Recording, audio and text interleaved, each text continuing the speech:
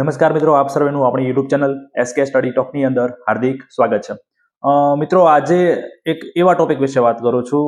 અગાઉ આપણે ઘણા બધા વિડીયો મૂકેલા છે કે કન્ટેન્ટ કરજો, પેલા એ જ તમને સરકારી નોકરી અપાવશે, પણ એ થઈ જાય પછી તો દરેક વ્યક્તિઓને મૂંઝવણો છે મનોવિજ્ઞાન ક્યાંથી કરવું. આજે હું એક તમને એવો સરકારી ઓથેન્ટિકેટ સોર્સ કહીશ જેની અંદરથી ખાસ કરીને એક પરીક્ષાની વાત કરીએ, ટેટ 2023. 2023માં બધી પરીક્ષાઓ લેવામાં આવી હતી. જે પરીક્ષાની અંદર મારે સમગ્ર ગુજરાતમાં રેન્ક 1 મેં મેળવ્યો હતો. 140 માર્ક મેં જે મેળવ્યા હતા.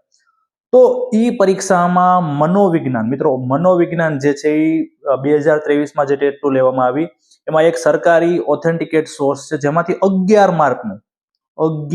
માર્કનું બેઠું પૂછાયું. તો વિચારો, તો આટલા બધા માર્કનું એક જ જગ્યાએથી જો પૂછાતું હોય તો એ સોર્સ તમારે ચોક્કસથી કરવો જ જોઈએ. દરેક પરીક્ષામાં ઓછા વત્તા માર્કનું, 2 માર્કનું, કોઈક વાર 5 માર્કનું, અમુક વખત 12 માર્કનું પણ એક પરીક્ષામાં પૂછાયેલું છે.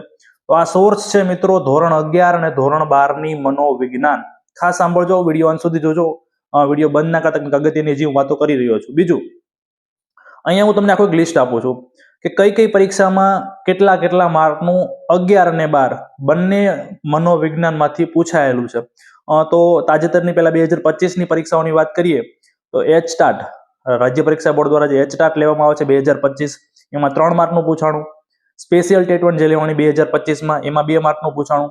સ્પેશિયલ ટેટ 2 લેવાની, એમાં 3 માર્કનું પૂછાણું. ટેટ 1 જે 2023માં ટેટ 1 લેવામાં આવી હતી એમાં 4 માર્કનું પૂછાણું હતું. ટેટ 2 2023 11 માર્કનું પૂછાણું હતું. ટાટ 1 2023માં જે લેવાની હતી એમાં 3 માર્કનું. ટાટ 2 2023 એમાં પણ 3 માર્કનું. ટાટ હાયર સેકન્ડરી 2018માં લેવામાં આવી હતી, એની અંદર 12 માર્કનો. વિચારો મિત્રો, તમે મનોવિજ્ઞાન 11-12ની વાંચી જ ન હોય આ રીતનું 10 થી 12 માર્કનું પૂછાઈ જાય એટલે તમે મેરિટમાં કેટલા ફેંકાઈ જાઓ. તો આ વસ્તુ છે. એ સિવાય ટાટ સેકન્ડરી 2019 4 માર્કનું. તો આટલા બધા માર્કનું મિત્રો જે છે એવું નક્કી ના હોય. 2-3 માર્કનું પૂછાય તો બહુ વાંધો ન હોય, પણ આવી રીતે 10-12 માર્કનું 2023માં જે ઘટના બની કે 10-11 માર્કનું જે છે એ ટેટ 2 ની અંદર પૂછાઈ ગયું. તો એટલા માટે તમારે ચોક્કસથી, તમે ગમે એની પ્રિપરેશન કરતા હોય, ટેટ 2 ની કરતા હોય, ટાટ સેકન્ડરી ની કરતા હોય, ટાટ હાયર સેકન્ડરી ની કરતા હોય, તમારે જે છે એ ધોરણ 11 અને ધોરણ 12ની મનોવિજ્ઞાન વાંચવી જોઈએ. હવે પ્રશ્ન એ છે, માર્કેટમાં બહુ સસ્તી ચોપડી મળે છે, 50-60 રૂપિયાની ચોપડી હશે. ચોપડી તો તમારે વસાઈ જ લેવી જોઈએ, પહેલા તો હું એ કહીશ જ તે. પણ મિત્રો ધોરણ 11 અને ધોરણ 12માં પણ તમારે બધા ચેપ્ટર કે બધું વાંચવાનું નથી. ઘણા મિત્રોને ખ્યાલ જ નથી કે આપણે શિક્ષકની તૈયારી કરીએ છીએ તો આપણે જે શિક્ષણને લગતું છે, જે શિક્ષણને ટચ કરે છે એવા ટોપિક, બાળકોને ટચ કરે છે એવા ટોપિક જ વાંચવાના હોય છે. તો 50% બાબતો ધોરણ 11 અને ધોરણ 12માં 50% બાબતો નીકળી જાય છે. તમારે ખાલી જે પરીક્ષા લક્ષી આઈએમપી હોય છે એ જ વાંચવાનું છે. તમે તમારી રીતે પણ બધું એનાલિસિસ કરી શકો છો.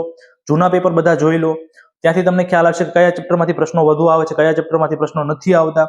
તો તમે તમારી રીતે પણ એનાલિસિસ કરી શકો છો. અથવા જો તમારે એવી મજૂરી ના કરવી હોય, એનાલિસિસ ના કરવું હોય, બધા પેપર ના જોવા હોય, તો મેં ખુદ મારા દ્વારા એનાલિસિસ કરેલું છે.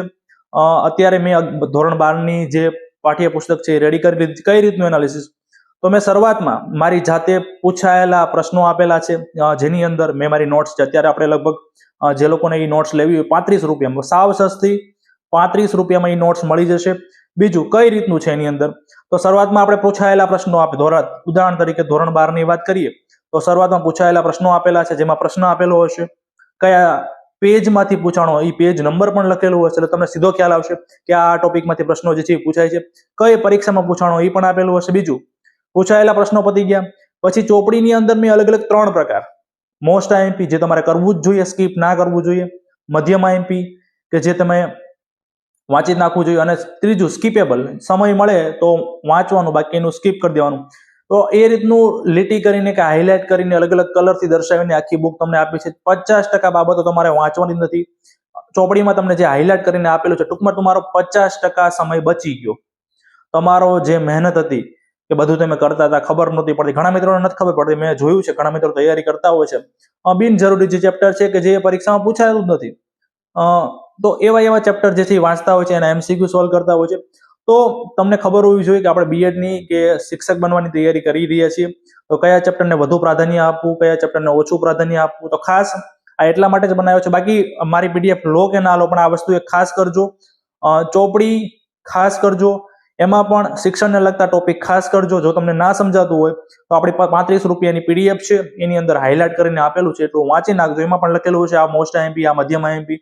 તો એ આપણે અત્યારે ધોરણ 12 ની પીડીએફ લોન્ચ કરેલી છે. અત્યારે ઓફર છે 2 દિવસ, તો 35 રૂપિયા ભાવ છે. અને ધોરણ 11 ની પીડીએફ આપણે અઠવાડિયા વાળા જે છે એ લોન્ચ કરવાના છે. તો ખાસ આટલું બધું જો પરીક્ષામાં પૂછાતું હોય તો તમારે ચોક્કસથી આ વસ્તુ જે છે એ કરવી જ જોઈએ. ધન્યવાદ.